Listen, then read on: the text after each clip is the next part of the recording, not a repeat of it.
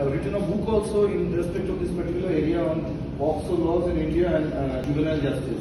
The reason, I've taken up this topic in the context of this contemporary issues on human rights is due to the fact that in both the cases, in the case of the POCSO, the victims, they are children and minors who are helpless. And in the other cases, in respect of juvenile justice, the accused, who are the perpetrators of the offences, they are minors.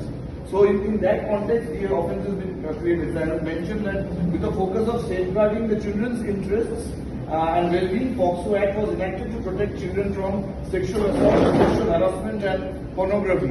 To be very honest, this is an act being created in the context of helping out the cause of the victims who all are, in this entire chain, the most vulnerable of the law.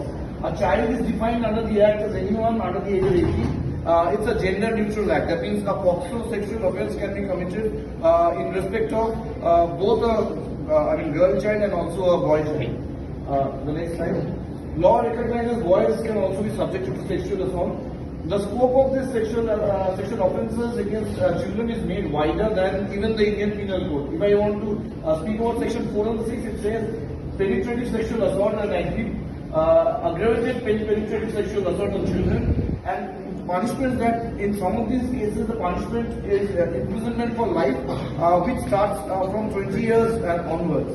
The next slide. When the child comes before a special court and the court thinks fit, the child is under 18 years of age, if not, the court will proceed to stage 2.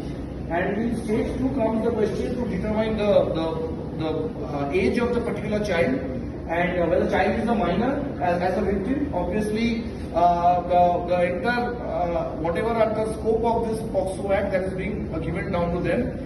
And parallelly, if nothing works out, no birth certificate, no school leaving certificate, the child can